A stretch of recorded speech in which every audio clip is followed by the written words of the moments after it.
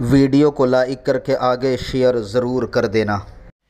امام حسن کی ولادت کے ٹھیک 6 مہینے کے بعد حضرت امام حسین کی ولادت ہوئی۔ یہ ایک خاص بات ہے، حالانکہ عام طور پر ایسا نہیں ہوتا کہ ماں کے شکم میں بچہ صرف 6 مہینے رہے، ایسا نہیں ہوتا۔ امام علی مقام شکم مادر میں صرف 6 مہینہ رہے، حالانکہ کم سے کم بچہ 7 مہینے ماں کے شکم میں رہے تو وہ جیتا ہے، اور اگر 6 مہینے میں وہ پیدا ہو جائے تو وہ جیتا نہیں ہے بلکہ وہ مر جاتا ہے۔ 2 بچے کائنات کے ایسے ہوئے ہیں جو ماں کے شکم میں صرف 6 مہینہ رہے اور انہوں نے حیات پائی، بلکہ حیات کیا پائی، کائنات کو حیات عطا فرمائی۔ ایک حضرت یحییٰ علیہ السلام ہے اور دوسرے حضرت سیدنا امام حسین رضی اللہ تعالی عنہ ہیں۔ امام علی مقام کی ولادت ہوئی۔ ممکن ہے کہ امام حسین اور امام حسن کی ولادت میں لوگ تاریخی اعتبار سے کچھ وقفہ ضرور بیان کر سکتے ہیں، تاریخ میں اختلاف ہے، لیکن اس بات پر اکثر مورخین اور سیرت نگار متفق ہیں کہ امام علی مقام اپنی ماں کے شکم میں 6 مہینے رہے، گویا کہ یہ بھی امام حسین کی کرامت ہے کہ آپ شکم مادر میں 6 ماہ رہے۔ پھر دوسری بات، جب امام پاک کی ولادت ہوئی تو ولادت سے پہلے ہی ولادت کی بشارت اللہ کے حبیب صلی اللہ علیہ وآلہ وسلم نے خاندان والوں کو دی، اور بہت مشہور سی یہ روایت ہے کہ حضور اکرم صلی اللہ علیہ وآلہ وسلم کی چچی حضرت ام الفضل، یہ حضرت عباس ابن عبد المطلب، حضور علیہ السلام کے چچا حضرت عباس ابن عبد المطلب، ان کی بیوی تھی ام الفضل۔ انہوں نے اللہ کے حبیب صلی اللہ علیہ وآلہ وسلم سے عرض کیا کہ یا رسول اللہ صلی اللہ علیہ وآلہ وسلم، میں نے خواب دیکھا، لیکن خواب میرا اتنا بھیانک ہے کہ اس کو بیان کرنے کی میرے اندر ہمت نہیں ہے۔ اللہ کے حبیب غیب دا نبی صلی اللہ علیہ وآلہ وسلم نے فرمایا چچی بیان کرو کہ آپ نے کون سا خواب دیکھا؟ تو حضرت ام الفضل کہتی ہے کہ میں نے یہ خواب دیکھا کہ آپ کے جسم کا حصہ کاٹ کر میری گود میں ڈال دیا گیا۔ آقا کریم صلی اللہ علیہ وآلہ وسلم نے فرمایا یہ تو بڑا مبارک خواب ہے چچی، اس خواب کی تعبیر یہ ہے کہ فاطمہ کے گھر بیٹا پیدا ہوگا جو تمہاری گود میں دیا جائے گا، اور جیسے جسم کے حصے کو جسم سے نسبت ہوتی ہے اسی طریقے سے اس کو مجھ سے نسبت ہوگی، یعنی وہ میرے جسم کا حصہ ہوگا۔ اللہ کے حبیب صلی اللہ علیہ وآلہ وسلم نے امام علی مقام کو اپنے جسم کا حصہ قرار دیا۔ اب آپ یہاں پر غور فرمائیں کہ اللہ اکبر، اللہ کے رسول صلی اللہ علیہ وآلہ وسلم کے جسم اطہر سے اگر کوئی مٹی ٹچ ہو رہی ہے، حضور اکرم صلی اللہ علیہ وسلم کے جسم پاک سے مٹی ٹچ ہو رہی ہے، تو ہمارے محدثین اور علماء یہ لکھ رہے ہیں کہ اس وقت قبر انور شریف میں جو مٹی مصطفیٰ جان رحمت کے تن اقدس کو بوسے دے رہی ہیں، اس مٹی کا مقام کعبۃ اللہ شریف سے بھی افضل ہے، عرش اعظم سے بھی افضل ہے، جنت سے بھی افضل ہے۔ اس کی وجہ یہ ہے کہ وہ جو مٹی ہے جو مصطفیٰ جان رحمت کے تن پاک کو بوسے دے رہی ہے اور تن پاک سے مس ہے، اس کا مرتبہ اس لیے افضل ہے کہ حضور اکرم صلی اللہ علیہ وآلہ وسلم کے جسم اطہر سے مس ہو گئی۔ اندازہ کریں جو مٹی تربت اطہر کی مصطفیٰ جان رحمت کے تن اقدس سے مس ہو جائے وہ عرش اور کعبے سے افضل ہو جاتی ہے، تو جس حسین کو حضور علیہ السلام فرمائے کہ وہ میرے جسم کا حصہ ہے، اس امام علی مقام کے مقام اور مرتبے کا عالم کیا ہوگا، کہ شان کی بلندی ہے امام کی۔ امام علی مقام کا مقام کتنا بلند ہے، کیسی اعلیٰ ذات ہے۔ اور پھر شان یہ ہے کہ جس وقت 3 4 یا 5 شعبان المعظم کو 4 ہجری میں امام پاک کی ولادت ہوئی۔ 3 اقوال ہیں، 3 کے بھی ہیں، 4 کے بھی ہیں، 5 کے بھی ہیں۔ اکثر علماء اہل سنت یا تو 4 بیان کرتے ہیں یا تو 5، جو بھی ہو تاریخ ولادت میں اختلاف ہے۔ اختلاف کی کئی وجوہات ہوتی ہے، ممکن ہو چاند کی رویت کا بھی اختلاف ہو سکتا ہے، اور بھی مورخین کی تحقیق کا اختلاف ہو سکتا ہے، لیکن مہینہ شعبان المعظم کا ہے۔ اللہ کے حبیب صلی اللہ علیہ وآلہ وسلم نے فجر کی نماز پڑھائی، اور نماز فجر پڑھا کر اللہ کے حبیب علیہ الصلاۃ والتسلیم اٹھے اور مولائے کائنات کو اپنے ساتھ لیا اور ساتھ لے کر کے چلے، اور فرمایا علی دروازے پر رکو، میں اندر سے ابھی آتا ہوں، اور کسی کو اندر مت آنے دینا۔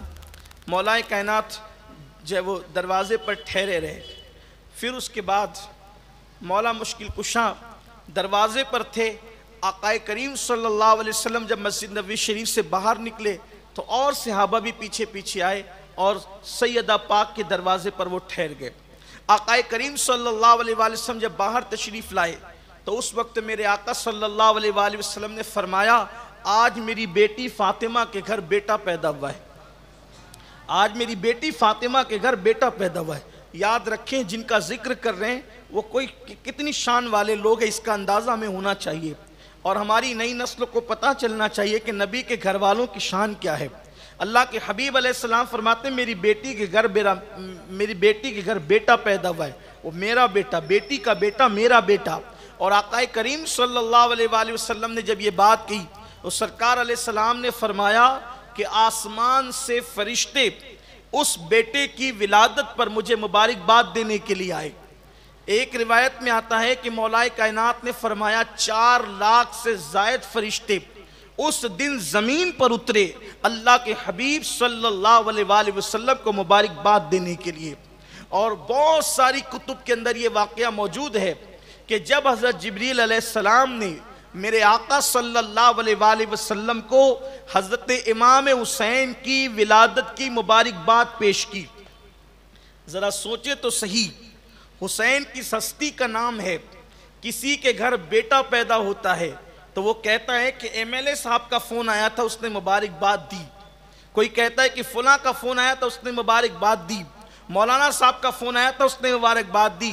حسین تم کیسی شان والے ہو، تم پیدا ہوتے ہو تو سید الملائکہ سید العالمین کو مبارکباد دینے کے لیے زمین پہ تشریف لاتے ہیں۔ سوچے کیا شان والی ذات ہے۔ ہمارے مقدر پر ہم جتنا ناز کریں، بلکہ ناز کریں کیا، اللہ اکبر، اپنے مقدر پر ہم خود قربان جائیں تو بھی کم ہے کہ اللہ تبارک و تعالیٰ نے کیسی ہستیوں کا دامن ہمارے ہاتھوں میں عطا فرمایا۔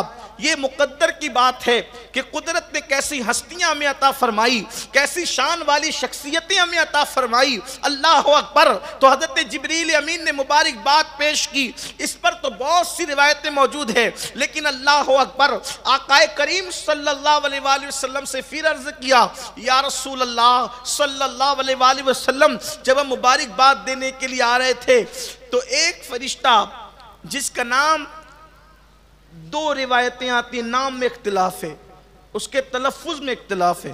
کچھ لوگ یہ کہتے ہیں اس کا نام فطرس ہے، اور کچھ لوگوں نے لکھا اس کا نام پترس ہے، فطرس یا پترس۔ وہ فرشتے نے کہا جبریل جاتے کہاں ہو؟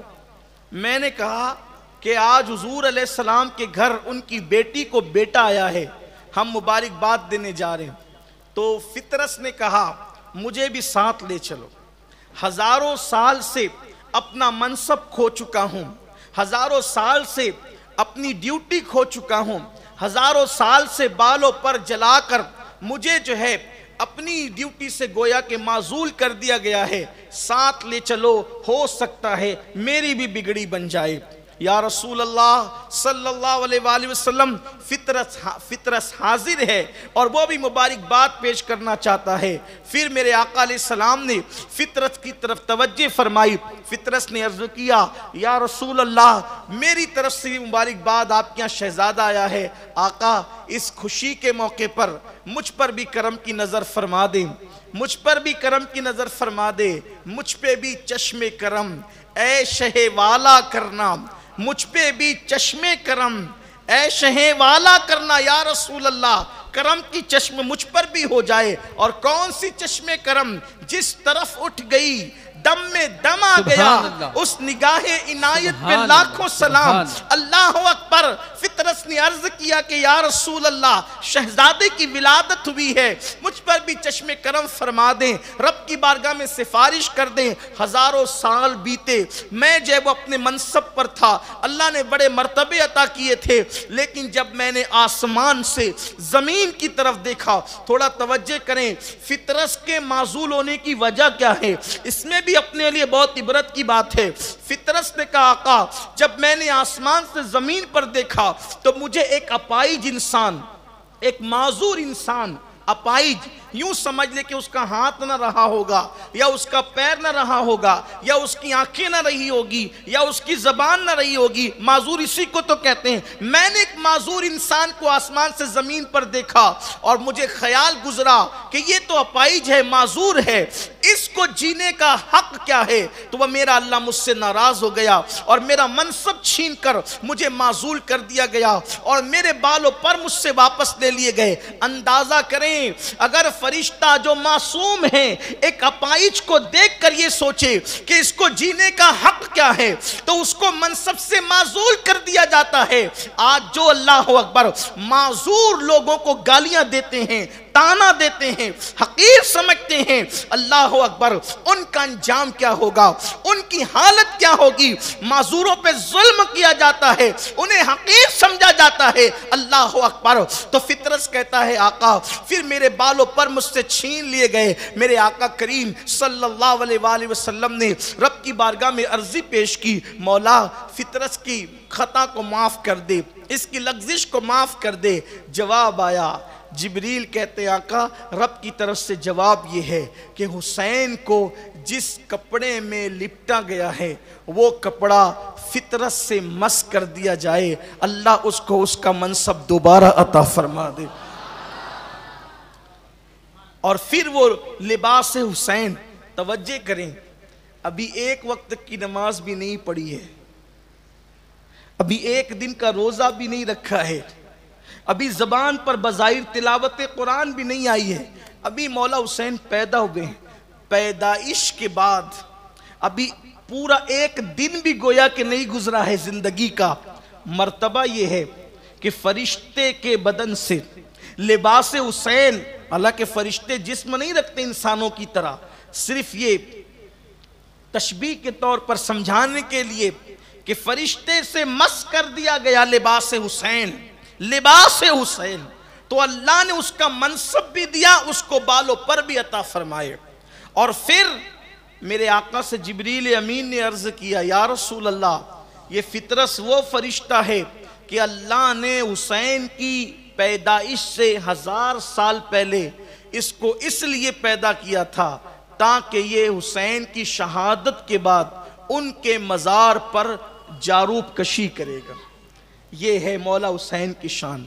اب مولا حسین پاک کی ولادت پر پھر وہ میں جو بیان کر چکا کہ جبریل علیہ السلام نے شہادت کی بھی خبر دی، حضور علیہ السلام نے اذان پڑھی اور جو ہے وہ گھٹی دی۔ جب کوئی بچہ پیدا ہوتا ہے تو اس کو گھٹی دی جاتی ہے، کائے سے کوئی کھجور چبا کر دیتا ہے، کوئی شہد چٹاتا ہے، لیکن قربان کسی کو گھٹی ملی تو کھجور چبا کر، کسی کو گھٹی ملی تو شہد چٹا کر، مولا حسین کو گھٹی اللہ اکبر حضور نے اپنی زبان امام حسین کے منہ میں دے دی۔ شیر مادر سے پہلے جس نے اپنے نانا کی زبان چوسی ہو، کون سی زبان؟ وہ زبان جس کو سب کن کی کنجی کہے، اس کی نافذ حکومت پہ لاکھوں سلام۔ دنیا دیکھ رہی ہے حسین زبان چوس رہے ہیں، لیکن ہماری عقیدتیں کہہ رہی ہے حسین زبان ہی نہیں چوس رہے ہیں، بلکہ نبی کے سینے کے راز حضور امام حسین کے سینے میں زبان کے ذریعے سے منتقل فرما رہے ہیں۔ دینے والے نانا جانے اور لینے والے حسین جانے کہ پہلے ہی دن کیا کیا دیا اور پہلے ہی دن کیا کیا لیا۔ اللہ اکبر۔ اب امام علی مقام کا 7ویں دن جس نے عقیقہ کیا وہ بھی مصطفیٰ جان رحمت ہے۔ 2 مینڈوں پر، ایک کالے رنگ کا مینڈا تھا اور ایک چتکبرے رنگ کا مینڈا تھا۔ 2 مینڈوں پر اللہ کے رسول علیہ السلام نے امام حسین کا عقیقہ کیا۔ سر کے بال اتارے گئے اور سر پر زعفران کی خوشبو لگائی گئی اور بالوں کی برابر وزن چاندی صدقہ کی گئی۔ پھر امام علی مقام اعلیٰ جدہ والہ السلام اپنے نانا کی گود میں پرورش پاتے رہے اور پھر نانا سے تربیت حاصل کرتے رہے۔ کیسی تربیت حاصل کی؟ کبھی حضور نے کندھے پہ بٹھایا اور بس جلدی جلدی سے چلتے ہیں، کبھی کندھے پہ بٹھایا، کبھی سجدے طویل کیے، کبھی ایسا بھی ہوا کہ مسجد میں آئے حضور حالت نماز میں تھے۔ امام علی مقام اپنے نانا کو نماز میں دیکھتے ہیں تو حضور علیہ السلام کھڑے تھے نماز میں، تو دونوں پیروں کے بیچ میں، حضور علیہ السلام کے دونوں قدم ناز کے دونوں پیروں کے بیچ میں جو فاصلہ تھا کھڑے رہنے کے درمیان، تو امام حسین نانا کے دونوں پیروں کے درمیان کو ہٹا کر اپنا سر ڈالنے لگے اور اپنا سر ڈالنے لگے، تو اتنا فاصلہ نہ تھا کہ حضور علیہ السلام کے قدموں میں سر ڈالتے۔ تو اللہ کے رسول علیہ السلام نے دیکھا کہ شہزادے حسین کوشش کر رہے ہیں سر ڈالنے کی پیروں کے بیچ میں، تو حالت نماز میں حضور نے اپنے پیروں کو پھیلا دیا، اور جب پیروں کو پھیلایا تو امام حسین ان پیروں کے درمیان سے کبھی ادھر سے ادھر اور ادھر سے ادھر آتے جاتے رہے۔ دنیا دیکھ رہی ہے رسول اللہ کے دونوں قدم کے درمیان سے حالت نماز میں میرے آقا ہیں، کبھی ادھر جاتے ہیں کبھی ادھر آتے ہیں، دنیا دیکھ رہی قدموں سے جاتے ہیں، عقیدتیں پکار رہی ہیں وہ دروازے جناں ہے، جنت کا دروازہ ہے، کبھی جنت کے ایک طرف جاتے ہیں کبھی جنت سے دوسری طرف باہر آتے ہیں۔ اللہ اکبر۔ امام علی مقام علی جدہ والہ السلام کی شان یہ ہے۔ پھر اس کے بعد امام علی مقام حضور علیہ الصلوۃ والتسلیم کے ساتھ تقریباً کم و بیش آپ نے 7 سال گزارے حضور علیہ السلام کی ظاہری حیات میں۔ میرے آقا صلی اللہ علیہ وآلہ وسلم نے کبھی اپنے ہاتھوں سے کھلایا، پھر کبھی ان کے لیے سواری بن گئے، بلکہ ایک مرتبہ کا واقعہ تو یہ ہے کہ دعوت میں جا رہے تھے اللہ کے رسول علیہ السلام، دعوت میں اللہ کے حبیب علیہ السلام تشریف لے جا رہے تھے، تو دیکھا کہ امام حسین بچوں کے درمیان کھیل رہے ہیں، اور جب ان کو کھیلتے ہوئے دیکھا تو اللہ کے حبیب علیہ السلام ان کو پکڑنے کے لیے ہاتھ بڑھایا، تو جب امام حسین کو پکڑنے کے لیے ہاتھ بڑھایا تو آقا کریم صلی اللہ علیہ وآلہ وسلم جو ہے وہ ہاتھ بڑھا رہے تھے، تو امام حسین بچپنے کی شوخی کے طور پر حضور سے دور بھاگتے ہیں۔ جب وہ دور بھاگے حضور کے ہاتھ بڑھانے پر تو اللہ کے حبیب صلی اللہ علیہ وآلہ وسلم بھی جو ہے ان کے پیچھے شان نبوت کے ساتھ دوڑے جیسا کہ حضور کی شان ہے، اور وہ دوڑتے رہے، حضور ان کے پیچھے جاتے رہے، آخر کے پکڑ لیا اللہ کے رسول علیہ السلام نے، اور پکڑنے کے بعد پھر ایک ہاتھ گردن پکڑی اور ایک ہاتھ سے جو ہے وہ تھوڑی پکڑی، یعنی یہ حصہ گردن کا حصہ تصور میں لائیں، حدیث پاک کو تصور میں لائیں، اس منظر کو تصور میں لائیں، حبیب خدا جو ہے جا رہے ہیں دعوت کی طرف، میدان میں حسین پر بچوں کے ساتھ کھیل رہے ہیں، آقا علیہ السلام پکڑنا چاہتے ہیں، وہ آگے بڑھتے ہیں، شوخی کرتے ہیں، اور پھر اس کے بعد حضور دوڑتے ہیں اور امام علی مقام کو پکڑتے ہیں، اور پکڑنے کے بعد ایک ہاتھ میں گردن دوسرے ہاتھ میں تھوڑی، اور تھوڑی لے کر کے میرے آقا علیہ السلام اور یہ صحابہ کے سامنے کہتے ہیں لوگوں میں اس سے محبت کرتا ہوں اور اتنا پیار کرتا ہوں، پھر بیان فرمایا حسین و منی وانا من الحسین، حسین مجھ سے ہے اور میں حسین سے ہوں، اور پھر فرمایا احب اللہ من احب حسینہ، جو حسین سے محبت کرے گا وہ اللہ کا محبوب بن جائے گا، جو حسین سے محبت کرے اللہ اس سے محبت کرے گا. پھر کہا حسین و سبتم من الاسباط، حسین میرے بیٹوں میں ایک بیٹا ہے، حسین میرے نواسوں میں ایک نواسا ہے. اور سبتم من الاسباط کا کہ متعلق ملا علی قاری کہتے ہیں کہ حسین امتوں میں سے ایک امت ہے، یعنی حسین کی شان یہ ہے کہ گویا کہ حسین کا مقام پوری ایک امت کے برابر ہے. حسین پوری امت کے حسین امتوں میں سے ایک امت ہے. اللہ کے رسول علیہ السلام نے فرمایا. ملا علی قاری رحمت اللہ تعالی علیہ اس کی شرح کرتے ہوئے کہتے ہیں حسین امتوں میں سے ایک امت ہے، یعنی کہ امتیں حضرت ابراہیم علیہ السلام کے لیے بھی قرآن کی آیت میں ہے کہ ابراہیم ایک امت تھے. ملا علی قاری یہاں پر شرح کرتے ہوئے کوٹ کرتے ہیں کہ حضرت ابراہیم علیہ السلام کو بھی ایک امت کہا گیا، اور پھر میں قرآن میں اور حضور اکرم صلی اللہ علیہ وسلم نے امام حسین کو امت کہا. امت یعنی کہ اسباط کا ایک ترجمہ ملا علی قاری نے شرح کرتے ہوئے کہا کہ گویا کہ حسین پورا ایک قبیلہ ہے، اور اللہ کے حبیب علیہ السلام نے قبیلہ کہہ کر ذات حسین کو یہ بیان کر دیا، یعنی میرے حسین سے اتنی اولادیں پیدا ہوگی کثرت کے ساتھ کہ تنہا حسین کا پورا ایک قبیلہ ہو جائے گا، کثرت کے ساتھ اولاد ہوگی. دیکھیں یہ بھی غیب کی خبر پوری ہوئی. تو فرمایا احب اللہ من احب حسینہ، جو حسین سے محبت کرے گا اللہ اس سے محبت کرے گا. اور کیا کہا؟ میں حسین سے پیار کرتا ہوں، میں حسین سے محبت کرتا ہوں. آقا علیہ الصلوۃ والتسلیم سے کسی نے پوچھا یا رسول اللہ صلی اللہ علیہ وآلہ وسلم آپ سب سے زیادہ کس سے پیار کرتے ہیں؟ تو سرکار نے فرمایا سب سے زیادہ پیار میں میرے حسین سے کرتا ہوں. اب آپ مجھے بتائیں جس کو محبوب خدا ہونے کا شرف حاصل ہو، جو خدا کے محبوب کا محبوب ہو، اب اس پر کوئی بیان ہو سکتا ہے؟ کیسے بیان ہوگا؟ اس لیے کہ استاد زمن تو کہتے ہیں کہ اس کا تو بیان ہی نہیں ہے. جس کو حضور محبوب بنائے، جس کو حضور چاہیں، اس کا بیان کیسے ہو سکتا ہے؟ کیسے بیان ہو سکتا ہے؟ وہ کہتے ہیں اللہ کا محبوب بنے جو تمہیں چاہے. مقام حسین دیکھ لو، استاد زمن سے سیکھو کس شان سے بیان کریں. اللہ کا محبوب بنے جو تمہیں چاہے، اور اس کا تو بیان ہی نہیں ہے، تم جسے چاہو. سبحان اللہ، سبحان اللہ، سبحان اللہ. حضور جس کو چاہیں سبحان اللہ. اور اس شان سے چاہیں کہ کہیں کہ حسین منی،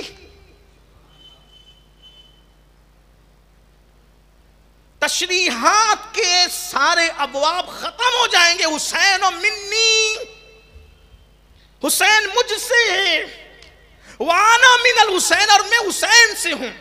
ملا علی قاری اس کی شرح کرتے ہوئے کہتے ہیں گویا بتایا جا رہا ہے اللہ کے حبیب علیہ السلام کے علم میں یہ بات ہے کہ حسین کے ساتھ ہونا کیا ہے، حسین پاک کو ستایا کتنا جانا ہے، حسین پاک پر مشکلیں کتنی آنی ہیں.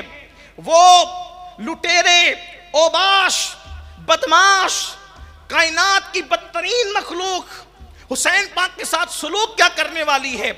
پانی بند ہونا ہے حسین پر، گھر کا بے گھر کرنا ہے حسین کو، مجبور کرنا ہے حسین کو، ان کی اولاد کو ان کے سامنے ذبح کیا جائے گا. یہ سب کچھ کیا جائے گا اور کریں گے کلمہ پڑھنے والے. تو ملا علی قاری فرما رہے ہیں، لکھ رہے ہیں کہ آقا علیہ السلام نے پہلے کہہ دیا کہ گویا کے محبت کے معاملے میں جس طرح محبت میرے ساتھ واجب ہے، میرے حسین کے ساتھ بھی. جس نے اس سے محبت کی اس نے مجھ سے محبت کی، جس نے اس سے جنگ کی اس نے مجھ سے جنگ کی، جس نے اس سے دشمنی کی اس نے مجھ سے دشمنی کی، جس نے اس سے عداوت کی اس نے مجھ سے عداوت کی. گویا کہ جس نے اس کو قتل کیا تو گویا کہ حضور اکرم صلی اللہ علیہ وآلہ وسلم کی جان اقدس پر اس نے حملہ کیا. وانا من الحسین، اور حسین مجھ سے، میں حسین سے ہوں. تو جنگ کرنے والوں کی وکالت کرنے والوں کو تھوڑی دیر اس حدیث پر توجہ کرنا چاہیے. اور اتفاق سے یہ حدیث اتنی کثرت سے راویوں نے بیان کیا ہے کہ اس حدیث پر کسی نے کلام نہیں کیا. امام حضرت ملا علی قاری کہتے ہیں کہ یہ حدیث کی جو اس حدیث کی جو سندیں ہیں، اس کی جو اسناد ہے وہ صحیح ہے، اور یہ حدیث کثرت کے ساتھ، کثرت ترک کے ساتھ محدثین نے ہر دور میں بیان فرمائی، حسین منی وانا من الحسین، حسین مجھ سے ہے، میں حسین سے ہوں۔ کتنی بڑی بات ہے، اللہ اکبر۔ حضور علیہ السلام جو چمڑے کی نالین کو زیب پیر فرمانے، شرف بخش دے ایک مرتبہ، وہ سروں پر آتی ہے، اور جس کو فرمایا حسین منی، یہ مجھ سے ہے۔ اب منی کا مطلب بھی ملا علی قاری یہ بیان فرماتے ہیں، گویا کہ رگ حسین میں مصطفیٰ جان رحمت کا خون موجود ہے۔ کوئی شک ہے؟ حضور کا خون موجود ہے۔ اور حضور پاک صلی اللہ علیہ وآلہ وسلم نے ایک مرتبہ مولا حسین پاک اور حسن پاک دونوں شہزادے گم ہو گئے۔ سیدہ پاک نے بابا سے کہا، بابا جان وہ گم ہو گئے، پتہ نہیں کہاں ملتے نہیں ہیں۔ سرکار علیہ السلام بنو نجار کے باغ میں گئے تو دیکھا کہ دونوں شہزادے ریت پر سو رہے ہیں۔ سیدہ تڑپ گئی، سرکار مسکرانے لگے، فرمایا بیٹی میرے حسنین کو فرشتے گود میں لے کر سلا رہے۔ فرشتے نے، کسی نے نیچے پر کیا ہے، کسی نے سایہ کیا، ورنہ دھوپ میں نیند تھوڑی آتی ہے، اور اتنی چین کی نہیں آتی، اگر آتی تو اتنی چین کی۔ سوچے ذرا، فرشتوں نے سایہ کیا تھا، لیکن بظاہر جن کی نظر نہ پڑی وہ تڑپ گئے۔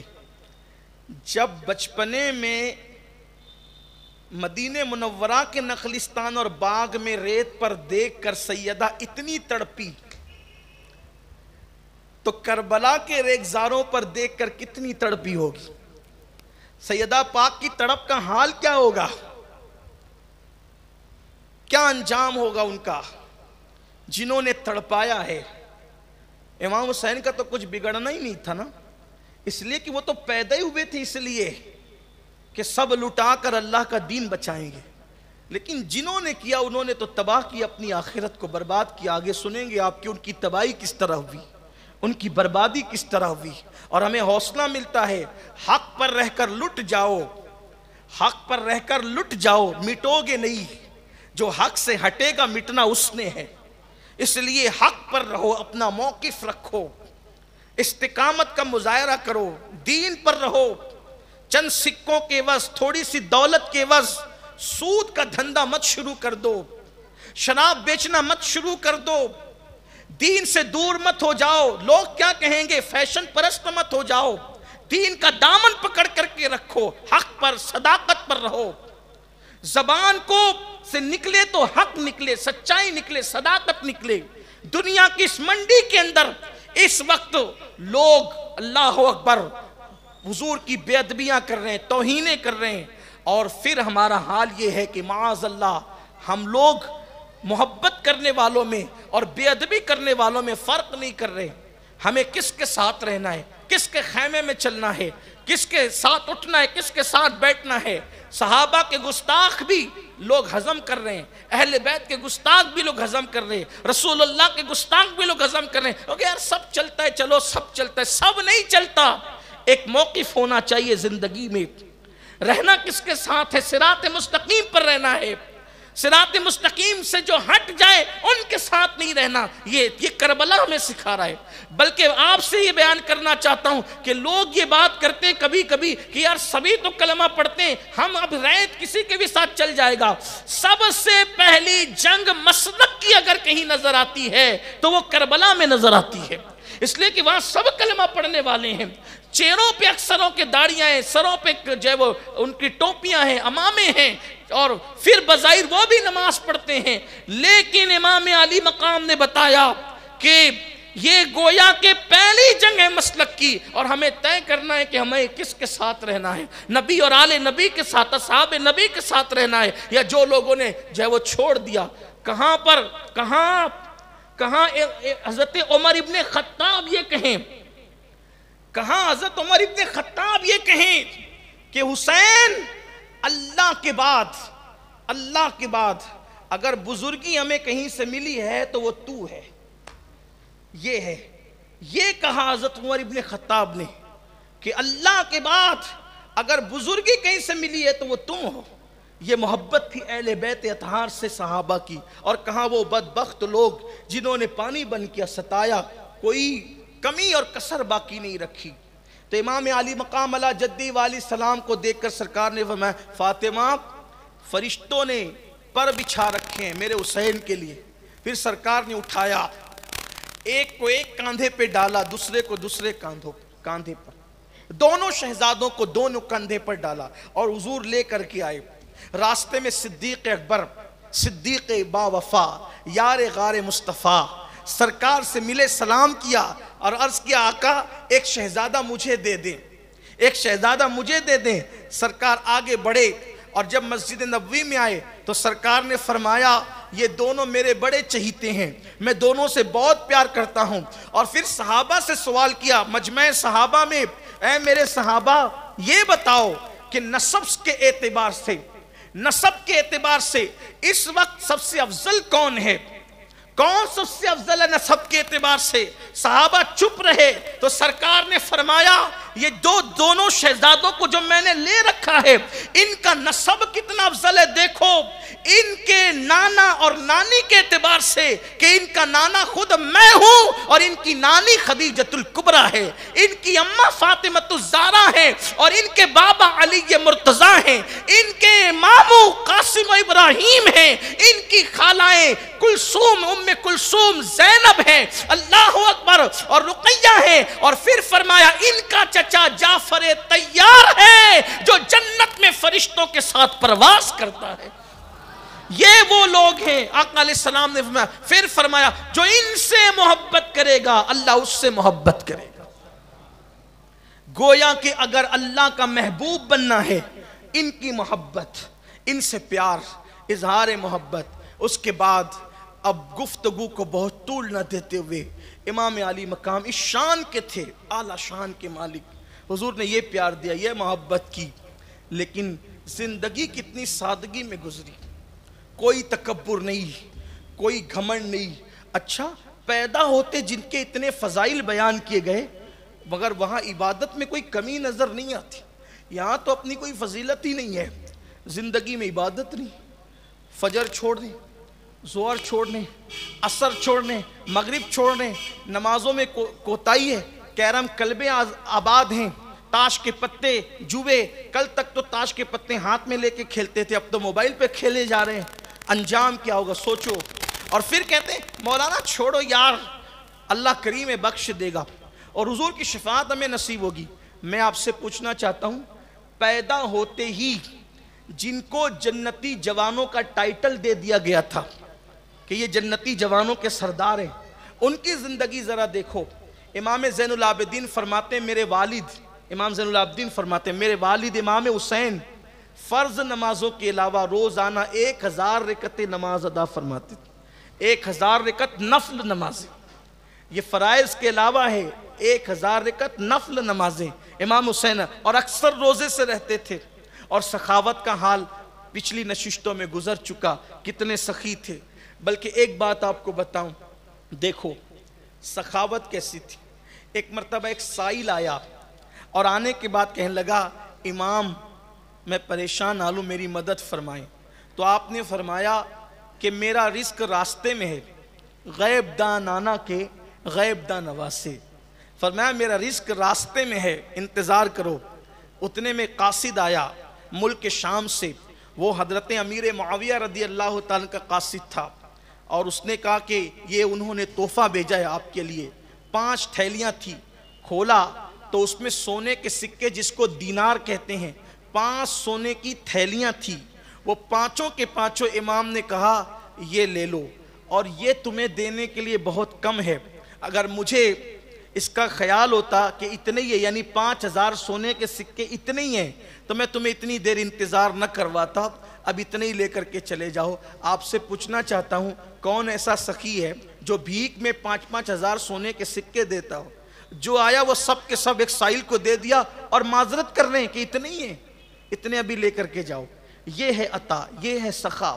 اور اپنا حال تو یہ ہے کہ اگر کوئی بھکاری آ جائے تو ہم پہلے ٹٹولتے ہیں نا کہ دینا کتنا ہے، اپنی ذات پر بے حساب خرچہ اور اللہ کی راہ میں ٹٹول کر۔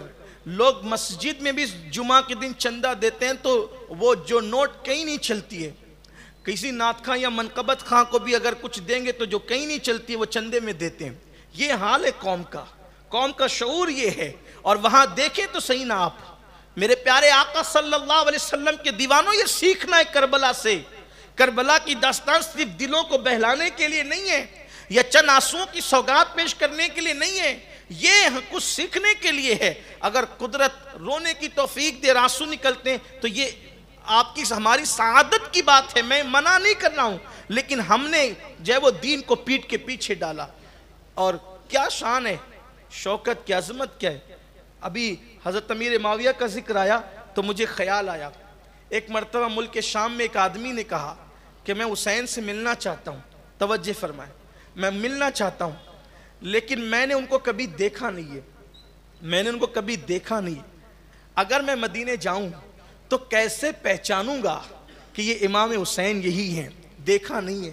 واٹس ایپ کا تو دور نہیں تھا کہ بتا دیا جاتا کہ یہ ہے امام علی مقام. اور پوچھا جا رہا ہے حضرت امیر معاویہ سے کہ میں نے دیکھا نہیں ہے اور اگر جاؤں تو کیسے پہچانوں گا. کہ فرمایا مسجد کے اندر جو تمہیں نظر آئے گا اور لوگ سب سے زیادہ ادب اور احترام کے ساتھ جس کے پاس بیٹھے ہوں گے, اور پوری محفل میں جو سب سے خوبصورت اور احسن اور باادب طریقے سے بیٹھا ہوا ہوگا, بغیر کسی کے پوچھے سمجھ لینا یہی امام حسین ہے. توجہ کر, بہت خوبصورت تھے, دانت ایسے موتی کی طرح جمے ہوئے, قد میانہ قد تھا, نہ پستہ قد تھے نہ لمبا قد تھا, میانہ قد تھے, بہت خوبصورت تھے. شانے چوڑے چوڑے, بدن کی ہڈیاں مضبوط, قدم مضبوط, اور سینہ بیکینہ بھی چوڑا تھا. اور جو آپ کے وجود ناس پر بھویں تھی انتہائی سیاہ, داڑھی گھنی وہ بھی انتہائی سیاہ, زلفیں کانوں سے نیچے تک لٹکتی تھی اور انتہائی سیاہ. ایسا لگتا تھا کہ جیسے سیاہ بادلوں سے چاند جھانک جھانک کر کے کسی کو اپنے نور کی خیرات تقسیم کر رہا ہے. شواہد النبوہ میں موجود ہے کہ رات کے اندھیرے میں اگر کسی محفل میں چلے جاتے تو چہرے سے نور کی شعائیں نکلتی تھی اور آس پاس کا پورا ماحول جو ہے وہ جگمگا جاتا تھا, منور ہو جاتا تھا. قدرت نے وہ حسن و جمال عطا کیا تھا, اللہ نے وہ حسن و جمال عطا کیا تھا. بلکہ یزید پلید جیسے دشمن کے سامنے جب تشت میں رکھ کر امام حسین کا سر آیا اور اس نے امام حسین کو تشت میں دیکھا تو وہ کہہ اٹھا, حسین تجھ جیسا خوبصورت میں نے کسی کو نہیں دیکھا. یہ دشمن کی بولی ہے, دشمن کہتا ہے تجھ جیسا خوبصورت میں نے کسی کو نہیں دیکھا. اللہ اکبر, یہ حسن تھا, یہ جمال تھا, لیکن عبادت کا حال یہ. اور امام زین العابدین کہتے ہیں رات کے آخری پہر میں اکثر روتے اور بہت روتے, بہت گریہ وزاری کرتے. یہاں پر مجھے ایک بات پھر یاد آتی ہے, بات آگے بڑھانے سے پہلے. آج کتنے گناہ کرتے ہیں لیکن اللہ کے خوف سے کبھی ہمارے آنسو نہیں گرتے, ہم اپنے گناہوں کو کبھی یاد کر کے روتے نہیں. کتنی بے باکی ہے, دل شقی ہو گئے, دل سخت ہو گئے, دلوں کے اندر پتھر سے بھی زیادہ سختی پیدا ہو گئی. بچوں کی موت پہ تو رونا آتا ہے, مال کے گم ہو جانے پر بھی رونا آتا ہے. کبھی نماز چھوٹنے پر رونا آیا, کبھی نماز چھوٹنے پہ رونا آیا, پیسے گم ہو گئے رونا آتا ہے, کبھی گناہ کرنے پر بھی رونا آیا. آؤ دیکھو آج لوگ جنتیں بانٹتے ہیں, نوجوانان جنت کے سردار کی زندگی دیکھو اور پھر سوچو کہ ہم کہاں ہیں. پوری دنیا کے اندر جتنے لوگوں تک آواز پہنچ رہی ہے میں ان سب کی توجہ چاہتا ہوں. سوچو ہم کہاں کہاں روتے ہیں. کبھی اپنے گناہوں کو یاد کر کے بھی رویا. حضرت امام حسن بصری کہتے ہیں, امام حسن بصری, کہ میں حج کو گیا تو میں نے دیکھا کعبے کی چھت سے کسی کے رونے کی آواز آ رہی. میں نے سوچا کون رو رہا ہے, کس کی آواز ہے, آنسو بہ رہے ہیں کس کے, کون آؤ فغاں کر رہا ہے, کون آؤ بکاں کر رہا ہے, کون گریہ وزاری کر رہا ہے. میں نے سوچا کسی واعظ نے کسی کو زیادہ تو نہیں ڈرا دیا, اس لیے کہ ایمان خوف اور امید کے درمیان کی کیفیت کا نام ہے. چل کر تسلی دیتے ہیں کہ یہ کیوں رو رہا ہے. جب میں کعبے کی چھت پہ گیا تو میں نے کیا دیکھا کہ رونے والا کوئی دیہاتی یا بے علم ان پڑھ معلوم نہیں ہوتا تھا, اور وہ ایسا چمٹا ہوا تھا کعبے کی چھت سے جیسے گیلا کپڑا زمین پہ رکھنے پہ کیسے چپک جاتا ہے, ایسے چمٹا ہوا تھا. میں نے سوچنے لگا کہ یہ جان نہ دے دے, اللہ کرے یہ سر اٹھائے, میں اس کو تسلی دوں. جب انہوں نے سر اٹھایا تو میں ان کو کیا تسلی دے سکتا تھا اور ان کی کیا اصلاح کر سکتا تھا. میری خود کی اصلاح ہو گئی کہ وہ رونے والا کوئی اور نہیں تھا, وہ رونے والا حسین ابن علی تھے, نوجوانان جنت کے سردار تھے. آپ غور فرمائیں, یہ سبق ہمیں ملا ہے.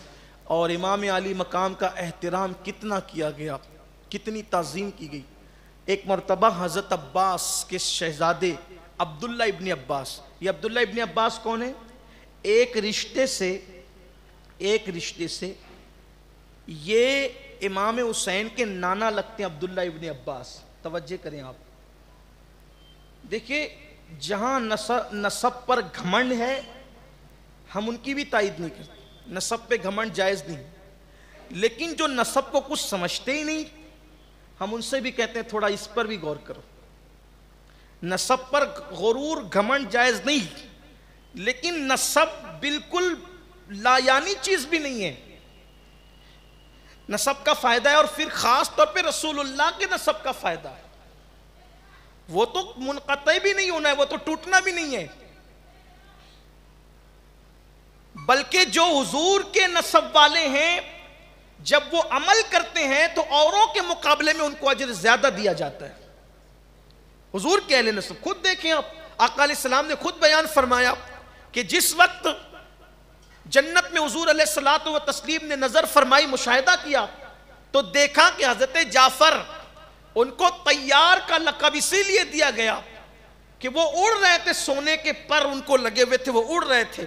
اور سرکار نے فرمایا شہید تو عبداللہ بن رواحہ بھی ہوئے, شہید تو زید بن حارثہ بھی ہوئے, اور شہید تو جعفر بھی ہوئے, لیکن ان کو یہ مقام نہ ملا جنت میں کہ جو جعفر کو ملا. تو حالانکہ تینوں کا عمل یکساں ہیں, لیکن جعفر کو الگ سے یہ شرف کیوں ملا؟ تو جبریل امین نے کہا یا رسول اللہ یہ آپ کے خاندان والے ہیں, تو خاندان کی وجہ سے جنت میں ان کو یہ مقام عطا کیا گیا.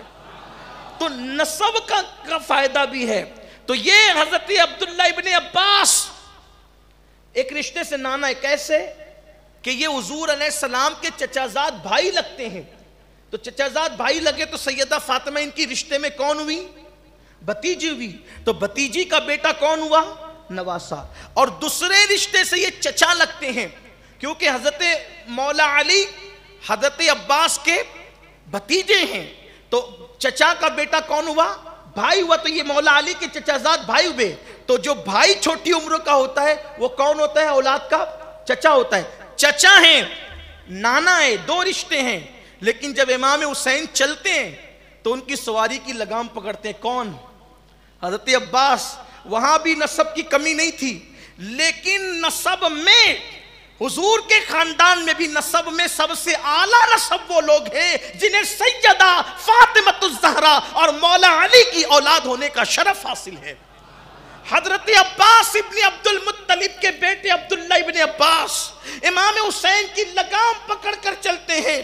کسی نے کہا آپ کی عمر بڑی ہے, آپ چچا ہیں, آپ نانا ہیں, اور حسین کی سواری کی لگام پکڑ کر چل رہے ہیں. حبر الامہ سید المفسرین سے کہا تو وہ فرماتے ہیں کیا تمہیں پتا نہیں کہ میرا حسین رسول اللہ کا بیٹا ہے, تو ان کی لگام پکڑ کے چلنا کیا میرے لیے سعادت کی بات نہیں ہے؟ حضرت عبداللہ ابن عمر کہتے تھے جب امام حسین کو آتے دیکھا کہنے لگے روئے زمین پر اللہ کا اس سے بڑا محبوب اس وقت تو کوئی نہیں ہے. اللہ کے رسول نے فرمایا میرا حسین زمین والوں سے زیادہ آسمان والوں میں مقبول ہے, اور اس کی بزرگی آسمان والوں میں ہے, اس لیے کہ عرش کے دائیں طرف لکھا ہوا ہے کہ حسین مصباح الہدا اور سفینہ نجات ہے, ہدایت کا چراغ ہے اور نجات کی کشتی ہے. یہ عرش کے دائیں طرف لکھا ہوا ہے کہ حسین مصباح الہدا ہے اور سفینہ نجات ہے. یہ شان ہے. حضرت ابو ہریرہ نے امام حسین کے تلووں کو اپنے امامے کے ایک شملے سے صاف کیا, تو سرکار امام حسین نے کہا ابو ہریرہ کیا کرتے ہو؟ منع کیا، کیا کرتے ہو؟ حضرت ابو ہریرہ کا جواب کیا تھا پتہ ہے؟ فرماتے ہیں حسین آپ کے بارے میں آپ کے نانا نے جو باتیں مجھے بتائی ہے، جو فضیلتیں میں جانتا ہوں، اگر لوگوں میں بتا دوں تو لوگ آپ کو زمین پہ چلنے نہیں دیں گے، لوگ کندھوں پہ اٹھا کر لے کر چلیں گے۔ یہ مولا حسین کی شان ہے، یہ مولا حسین کا مقام ہے۔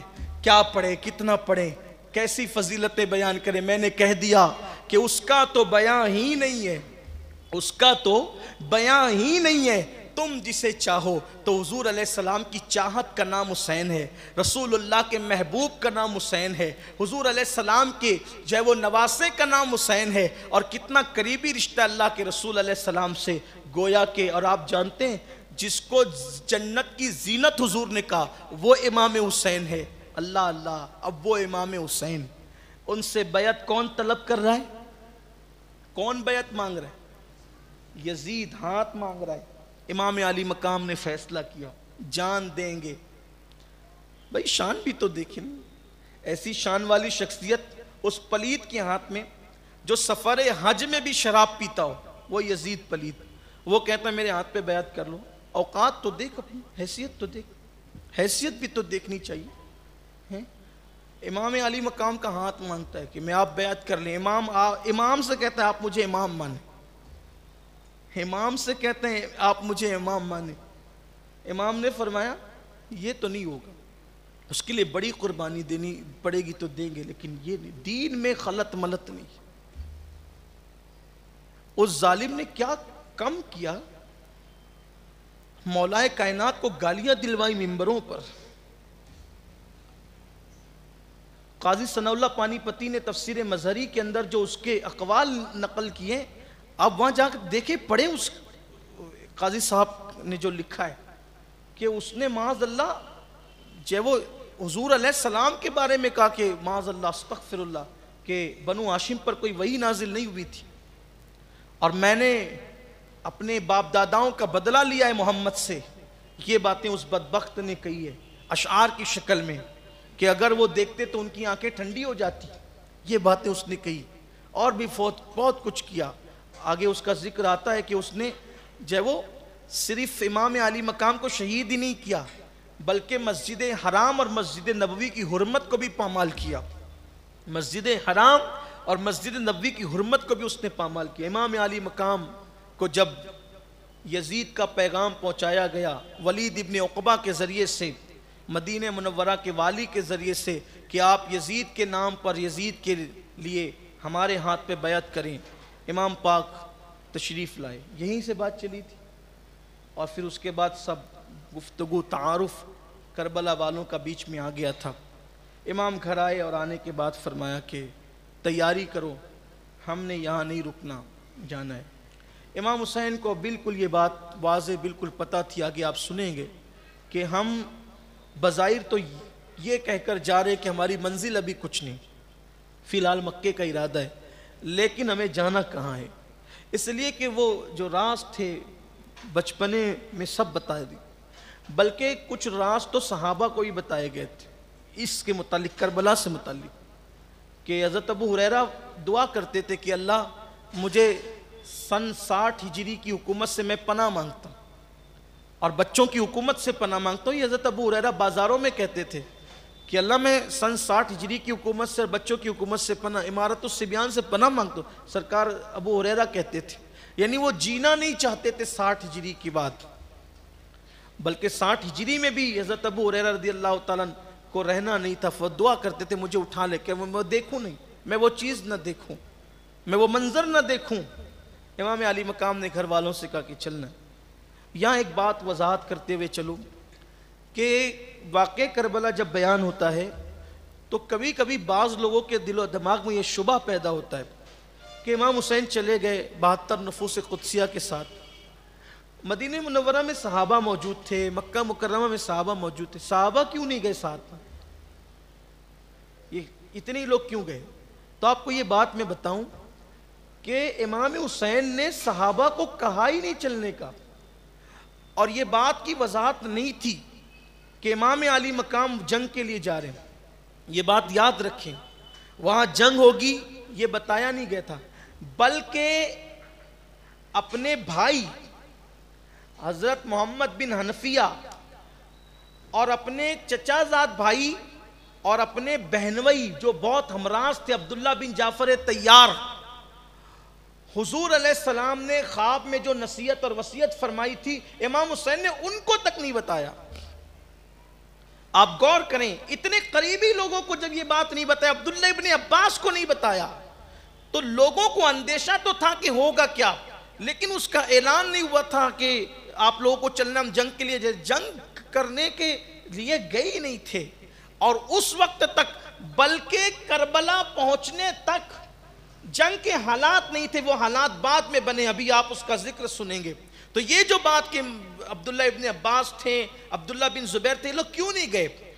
ان کو امام علی مقام نے طلب ہی نہیں کیا، اعلان ہی نہیں کیا، ورنہ واللہ اللہ کی عزت کی قسم اگر امام حسین اعلان کر دیتے تو صحابہ اور ان کی اولادیں جو وہاں اس وقت موجود تھے جان کی نظریں لے کر کے آ جاتے۔ چاہتے کتنا تھے؟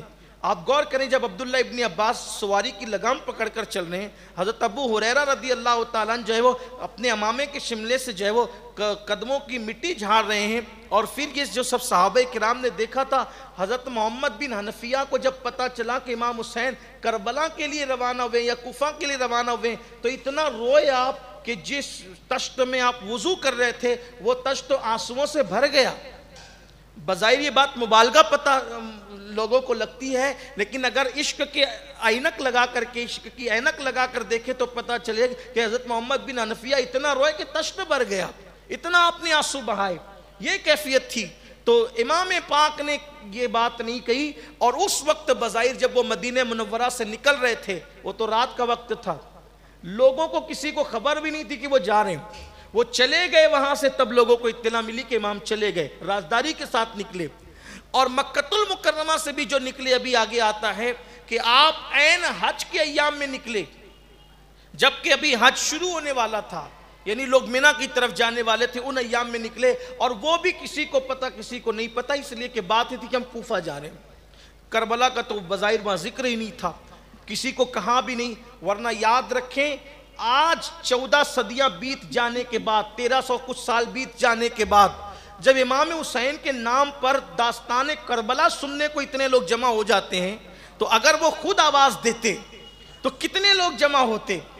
امام پاک نے کسی کو بلایا نہیں تھا، بلکہ ابھی آپ آگے سنیں گے کہ امام حسین کے ساتھ جو لوگ تھے، امام ان کو بھی کہہ رہے تھے کہ تم بھی چلے جاؤ، اپنے گھر والوں کہہ رہے تھے کہ تم بھی چلے جاؤ، میری شہادت کے بعد میرا مقصد پورا ہو جائے گا، اور میری شہادت کے بعد یہ کسی کے پیچھے نہیں پڑیں گے۔ امام نے تو جو لوگ موجود تھے ان کو کہہ رہے تھے کہ تم جاؤ، تو امام کسی کو بلا نہیں رہے تھے، امام جانتے تھے کہ شہید میں نے ہونا ہے، اور میری شہادت کے بعد میرا مقصد پورا ہونا ہے، یزید بے نقاب ہوگا، اور اسلام کا جو نظریہ ہے اور اسلام کا کہ جو اقدار اسلام ہے وہ سب کے سب میں اس کی اپنی ذمہ داری سے سبکدوش ہو جاؤں گا۔ تو یہ بات ہمیں نہیں کرنا چاہیے، کیونکہ انہوں نے بلایا نہیں تھا، صحابہ کرام پہ حملہ نہیں کرنا چاہیے کیونکہ بلایا نہیں تھا۔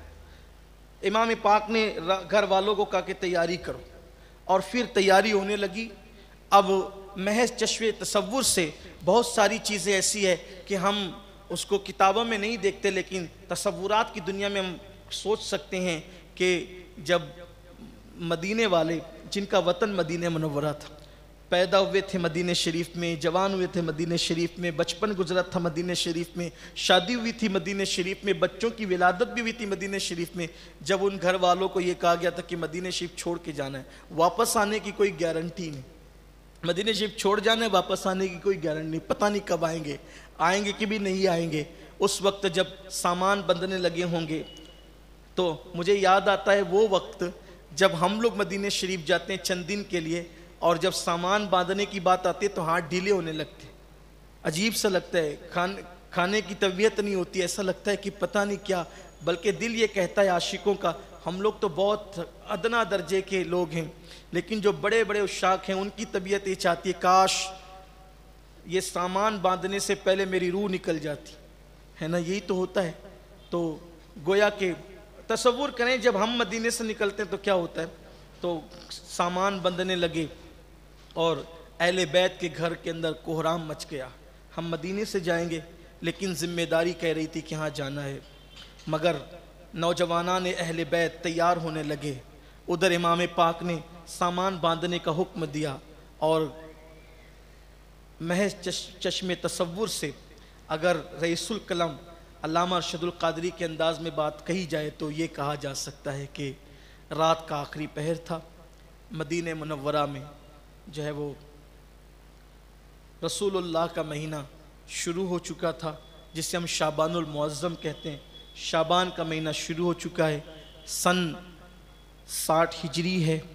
60 ہجری میں رات کے آخری پہر میں 4 شعبان ہے یا 2 شعبان ہے، اتفاق دیکھیں، ولادت کے دن ہی قریب ہے یا وہی ایام ہے، اور رات کے آخری پہر میں قدسیان فلک درود و سلام کی سوگات لے کر مکین گنبد خضرا کے آستانے پر حاضر ہو رہے ہوں گے۔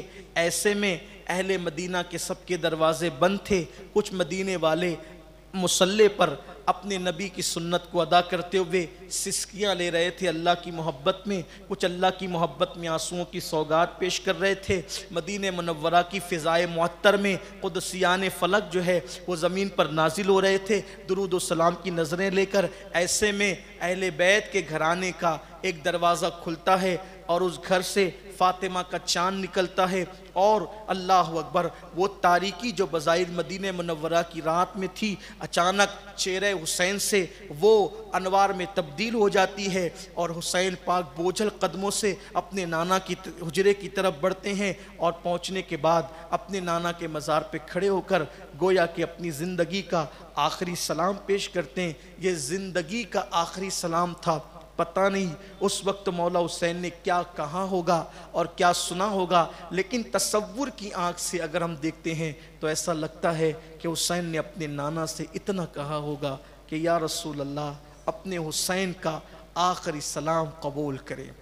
اور جب یہ زبان پر جملے آئے ہوں گے تو مولا حسین کے کلیجے پر، ان کے دل پر کیا گزری ہوگی یہ تو وہی جانتے ہیں، لیکن بس اتنا بھی کہا ہوگا۔ تصورات کی دنیا میں کھو کر ہم دیکھتے ہیں کہ حجرہ رسول میں نواس رسول کھڑا ہے، حجرہ رسول میں نائب رسول کھڑا ہے، حجرہ رسول میں آل رسول کھڑا ہے، حجرہ رسول میں وہ کھڑا ہے جس کو کندھے پہ اٹھاتے تھے، جس کے لیے سجدے طویل کرتے تھے، حالت رکوع میں جس کے لیے پیر پھیلا دیے جاتے تھے، جس کو سینے پہ چڑھاتے تھے، جس کو ہاتھوں سے کھلاتے تھے، جس کو کہتے تھے کہ یہ میرا بیٹا ہے، میرا لاڈلا ہے، میرا محبوب ہے، آج وہ کھڑا ہے اور آخری سلام پیش کر رہا ہے۔ قبر انور میں حضور کے قلب نازنین پر کیا گزری ہوگی یہ تو حضور ہی جانے، لیکن ہم تو تصورات کی دنیا میں بس اتنا سوچ سکتے ہیں کہ حسین پاک نے کہا ہوگا نانا اپنے حسین کا، اپنے نواسے کا، جس کے لیے فرمایا کہ حسین مجھ سے ہے، میں حسین سے ہوں،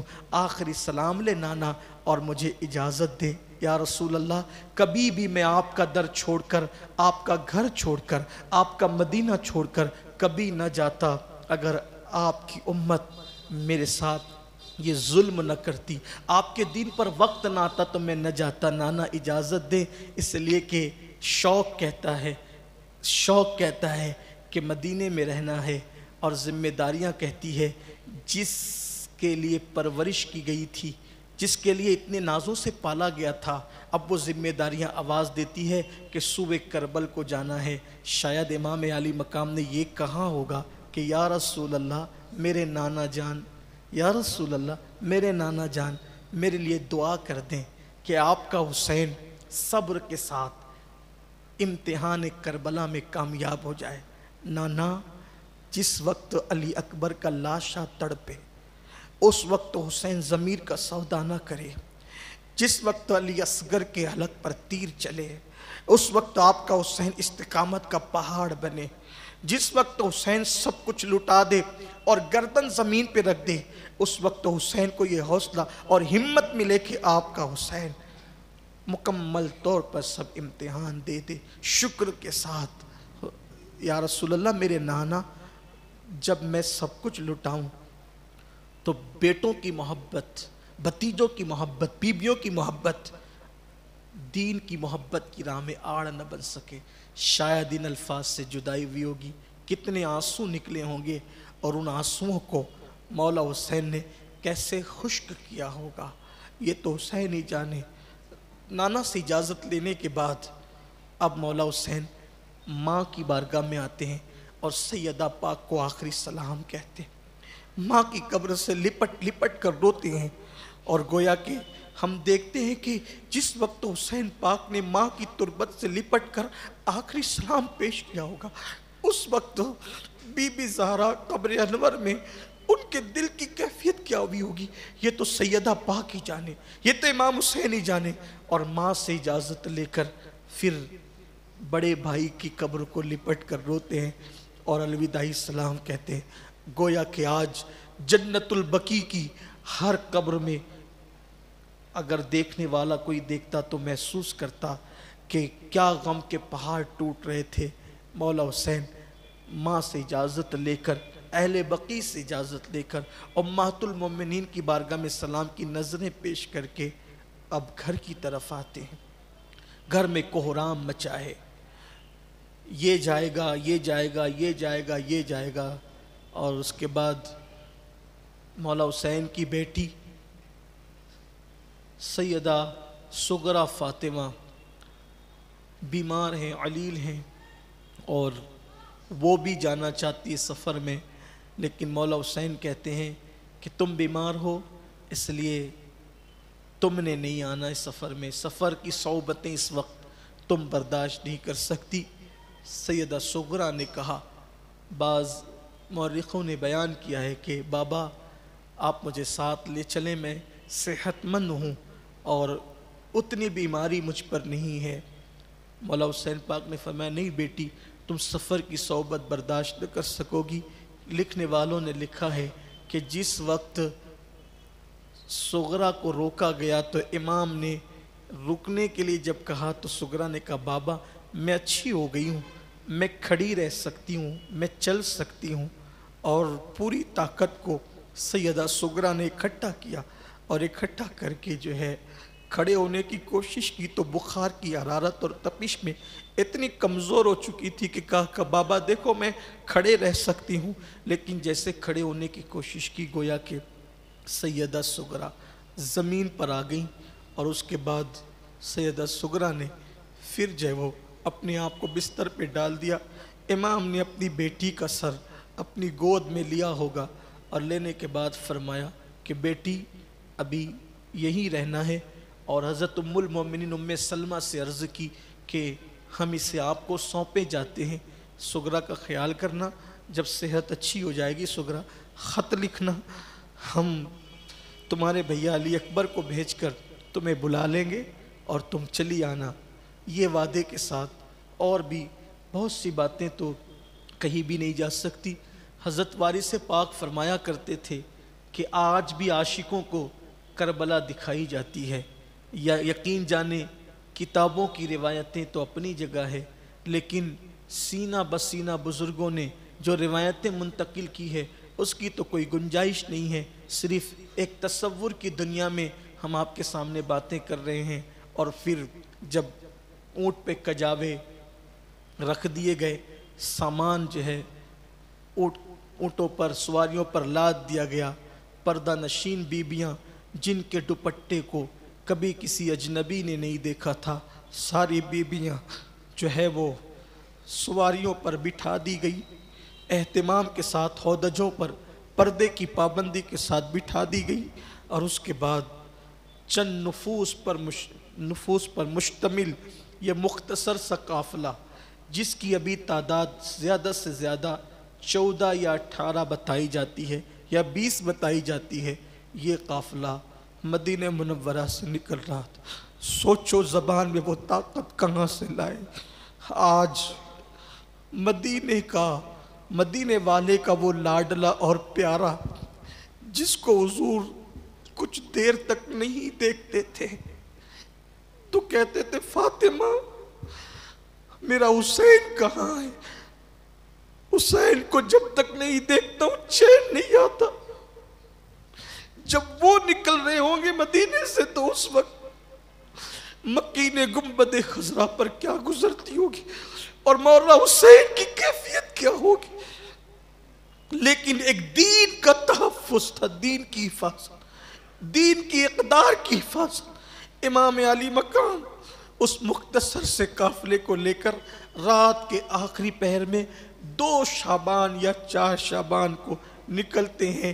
ایسا لگتا تھا کہ مسجد نبوی کے مینار سر اٹھا اٹھا کر اس مختصر سے قافلے کو حسرت کی نگاہ سے دیکھ رہے ہوں گے کہ جانے والے قیامت تک زائرین آتے رہیں گے اس روضہ اقدس کی زیارت کو، لیکن اب تیرے بعد تجھ جیسا کوئی نہیں آ سکے گا۔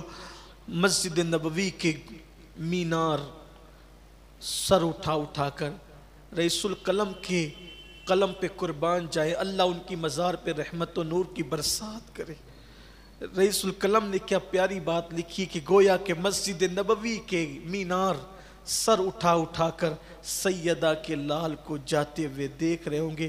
ادھر اہل بیت کے ان مسافروں نے، مظلوموں نے پلٹ پلٹ کر مسجد نبوی کو حسرت و یاس کے عالم میں دیکھنا شروع کیا۔ کبھی چلتے کبھی پلٹتے، کبھی چلتے کبھی پلٹتے، بالآخر مصنف کا قلم یہاں پر گویا کہ دم توڑ دیتا ہے۔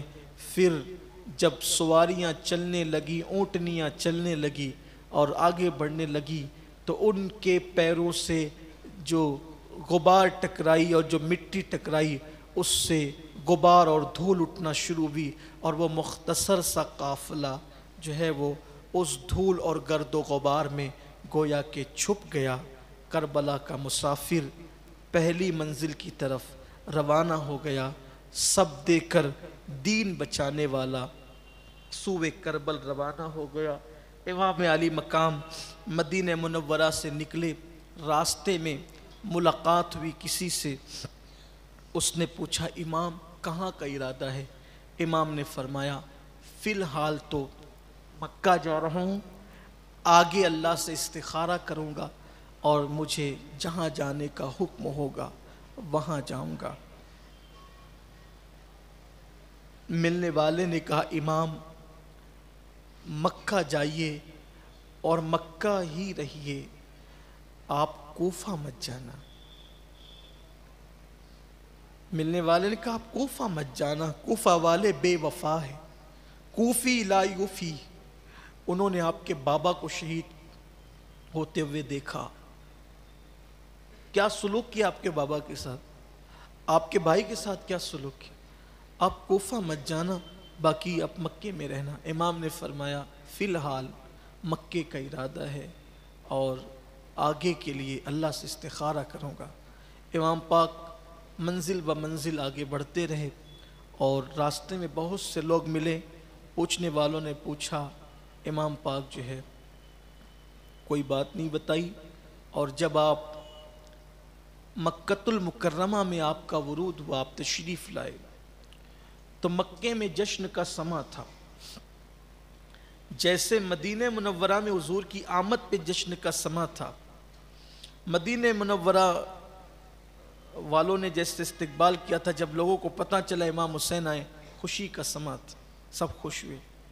امام پاک مکہ پہنچے، مکہ پہنچ کر ان کا تو خود آبائی مکان وہاں پر تھا، تو مورخوں نے لکھا ہے کہ جہاں پر حضور اکرم صلی اللہ علیہ وآلہ وسلم اور بنو ہاشم کے مکانات تھے، ان کے مکانات اب بھی تھے، تو وہاں رکے امام پاک۔ حضرت عبداللہ ابن زبیر رضی اللہ تعالیٰ، عبداللہ ابن عباس، یہ حضرات ملنے کے لیے آئے۔ عبداللہ ابن زبیر نے کہا اب آپ یہیں رہیں، یہاں سے کہیں نہ جائیں، اس لیے کہ آپ کو یہاں سے نکالنے کی کوشش کی جائے گی، آپ کو یہیں رہنا ہے، آپ یہاں رہیں گے، ہم اپنی اولاد سے زیادہ آپ کی اولاد کی حفاظت کریں۔ دیکھو جو لوگ کہتے ہیں صحابہ نے ساتھ نہیں دیا معاذ اللہ، وہ یہ یہاں تاریخ کے ان اوراق پر وا کر سوچیں۔ حضرت عبداللہ ابن زبیر کا قول، اور یہ حضرت عبداللہ ابن زبیر تو رشتہ دار بھی ہیں، بڑے قریبی رشتہ ہے۔ حضرت عبداللہ ابن زبیر زبیر ابن عوام کے بیٹے ہیں، اور یہ زبیر ابن عوام شوہر ہیں حضور اکرم صلی اللہ علیہ وسلم کی پھوپھی کی۔ زبیر بن عوام حضرت صفیہ کے شوہر ہیں، اور یہ بیٹے حضرت زبیر کے، زبیر بن عوام کے بیٹے ہیں، کتنا قریبی رشتہ ہوتا ہے.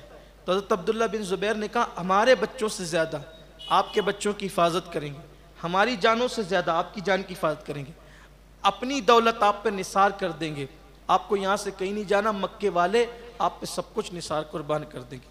امام پاک جب مکہ آ گئے اب چرچے ہونے لگے کہ امام حسین مدینہ شریف چھوڑ کر مکہ شریف چلے گئے. کوفیوں کو پتہ چلا تو کوفی سلیمان بن سرد اس کے گھر پر جو ہے وہ جمع ہوئے. بعض مورخین نے اس کو زبر کے ساتھ بھی لکھا ہے، سلیمان بن سرد بھی لکھا ہے. تو اس کے گھر پہ جمع ہوئے، اور جمع ہونے کے بعد ان لوگوں نے میٹنگ کی اور کہا کہ حضرت امیر معاویہ کا وصال ہو گیا، یزید بادشاہ بن گیا، اور امام حسین، عبداللہ بن زبیر، عبداللہ ابن عباس، ان حضرات نے اس کی بیعت نہیں کی. امام حسین مدینہ شریف چھوڑ کے مکہ شریف آ گئے. تو ان لوگوں نے خط لکھے، 2-2 3-3 آدمی جمع ہوتے، خط لکھتے، اور مرکزی جو طور پہ خط لکھا گیا وہ حضرت سلیمان کے گھر میں بیٹھ کر کے لکھا گیا. اب ہوا یہ کہ وہ خط آنے شروع ہوئے، چند دنوں کے اندر 150 خط آ گئے، اور مورخین نے ٹوٹل خطوط کی تعداد بھی لکھی ہے. کسی نے 12,000 خط لکھا، کسی نے 20,000 تک خط کا تذکرہ کیا، اور بعض مورخین نے تو 1.5 لاکھ بھی لکھا ہے. لیکن مجھے ایسا لگتا ہے کہ شاید جو ہے وہ 150 کو پھر کہیں ایسا نہ ہو کہ تعداد بڑھ گئی، واللہ عالم، ہر مورخ کی اپنی تحقیق ہے. لیکن اگر 150 خطوط بھی 4 دن کے اندر جمع ہوتے ہیں، یعنی جس دن پہلا خط آیا اور جس دن آخری خط آیا، تو پہلے خط اور آخری خط کے درمیان 4 دن گزرے تھے، 150 خطوط، اور اس کے بعد بھی خط آتے گئے. امام علی مقام خط پڑھتے تھے، سوچتے تھے کیا کریں. جو ان کا خطوط آخری میں آئے تو ان خطوط میں بڑی جذباتی باتیں تھیں، اور اس میں یہ لکھا تھا کہ امام اگر آپ نہیں آئیں گے تو مجبوراً ہم جو ہے وہ اس کے ہاتھ پہ بیعت کر لیں گے، جو فاسق و فاجر ہے اس کے ہاتھ پہ بیعت کر لیں گے، اور قیامت کے دن آپ اپنے نانا کو کیا منہ دکھائیں گے. اس وقت ہم یزید کی بیعت ہم نے نہیں کی، اس کے جو عمال ہے اس کے ساتھ ہم جمعہ میں شریک بھی نہیں ہوتے، ہم نہیں جاتے جمعہ میں شرکت کے لیے، بیعت بھی نہیں کی، ہم ان کے ساتھ نہیں ہیں. اگر آپ نہیں آئیں گے تو ہم بیعت کر لیں گے، قیامت کے دن کہہ دیں گے کہ ہم تو بلا رہے تھے، آپ کے نواسے کو جان پیاری تھی، آپ کے نواسے کو جان پیاری تھی، اس لیے انہوں نے اپنی جان کی خاطر ہمارا ساتھ نہیں دیا. آپ کیا جواب دیں گے؟ امام پاک لرز گئے، لرز اٹھے، اور آپ نے فیصلہ کیا کہ میں نے کوفہ جانا ہے. جب یہ بات پتہ چلی، حضرت عبداللہ ابن عباس آئے اور سینے سے لگ کر کے بہت روئے. فرمایا امام اس وقت روئے زمین پر آپ کے سوا کوئی نواس رسول نہیں، یہ زمین اور آسمان کے نیچے اور زمین کے اوپر کوئی نواس رسول حقیقی نواسہ حضور کا نہیں ہے. آپ اس وقت تو روئے زمین پر سب سے زیادہ افضل محبوب ترین ہستی ہے، آپ نہ جائیں کوفہ. امام نے فرمایا میں کوفہ جاؤں گا، مجھے جانا ہے کوفہ. حضرت عبداللہ بن زبیر نے کہا نہ جائیں، فرمایا مجھے جانا ہے. یہ دیکھو خط، دیکھو کیا لکھا ہے خط میں. یہ کہتے ہیں کہ ہم بیعت کر لیں گے اور قیامت کے دن آپ کے نانا کو شکایت کریں گے. میں کیا جواب دوں گا اپنے نانا کو، کیا منہ دکھاؤں گا؟ تو انہوں نے کہا ایک کام کریں. جب یہ خط انہوں نے لکھی دیا ہے، حالانکہ ہمیں پتہ ہے وہ وفا نہیں کریں گے، امام بھی جانتے تھے وہ وفا نہیں کریں گے، لیکن امام نے فرمایا کیونکہ دینی معاملہ ہے، ذمہ داری ہے، شریعت کا تحفظ ہے، امام نے فرمایا میں نے جانا ہے. تو کہا ایک کام کریں پھر کہ آپ خود جانے کی بجائے آپ اپنے کسی معتمد کو جس پر آپ کو بہت اعتماد ہو پہلے اس کو بھیجیں کہ وہ جائے، حالات کا جائزہ لے، پتہ کرے کہ وہاں کیا چل رہا ہے، واقعی وہ ساتھ ہیں یا ساتھ چھوڑ چکے ہیں. اور صحابہ کہتے تھے، جو اکابر صحابہ تھے انہوں نے کہا تھا کہ وہ آج کسی کے ساتھ ہے کل کسی کے ساتھ. وہ پیسوں پہ بکنے والے لوگ ہیں کوفہ والے، تحفے پہ بکنے والے لوگ ہیں، وہ آپ کا ساتھ اگر ابھی ہیں تو چھوڑ دیں گے، آپ نہ جائیں، اور اگر جانا ہی ہے تو کسی معتمد کو بھیجیں. تو امام علی مقام کو یہ مشورہ پسند آیا، اور امام علی مقام نے یہ فیصلہ کیا کہ میں اپنے چچا کے بیٹے حضرت عقیل کے صاحبزادے حضرت مسلم ابن عقیل کو کوفہ روانہ کرتا ہوں، کوفہ بھیجتا ہوں، اور پھر امام علی مقام نے حضرت مسلم ابن عقیل سے کہا، بہت خوبصورت تھے وہ بھی، بڑے حسین تھے، حضرت مسلم بن عقیل بہت خوبصورت تھے، مورخوں نے لکھا ہے کہ ان کا چہرہ بھی مولائے کائنات کے چہرے سے بہت ملتا جلتا تھا، اور ان کو پوری جوانی میں اللہ تعالیٰ نے بڑا شباب دیا تھا، ابھی ان کی زیادہ عمر نہیں تھی، وہ بھی بالکل کڑیل جوان تھے۔ امام علی مقام کے چچا حضرت عقیل ابن ابو طالب کے وہ بیٹے تھے مسلم ابن عقیل، تو ان کے لیے امام نے فیصلہ کیا کہ تم ہوشیار چالاک ہو اور بر وقت فیصلہ لینے کی تمہارے اندر اللہ نے صلاحیت دی ہے، تم کو جانا ہے۔ وہ جانے کے لیے تیار ہو گئے، لیکن انہوں نے جانا اس طرح پسند کیا کہ وہ مکہ سے پھر واپس مدینہ منورہ جائیں، اور مدینہ منورہ ہوتے ہوئے وہ پھر کوفہ جائیں۔ اس طرح سے آپ نے فیصلہ فرمایا، اور وہ جو ہے امام سے اجازت لے کر امام کے حکم پر جو ہے وہ روانہ ہو گئے، اور وہ مدینہ منورہ پہنچے، اور پھر وہاں سے وہ کوفہ روانہ ہوئے۔ انشاءاللہ تعالی کوفہ پہنچنے کے بعد کے کیا حالات ہوئے ہیں انشاءاللہ کل ذکر کیے جائیں گے۔ اللہ سے دعا ہے اگر کوئی لغزش، کوئی خطا غلطی ہو، اپنے حبیب صلی اللہ علیہ وآلہ وسلم کے صدقہ و طفیل معاف فرمائیں۔ اگر اچھا لگا ہو تو لائک کر کے آگے شیئر ضرور کر دینا۔ اللہ حافظ۔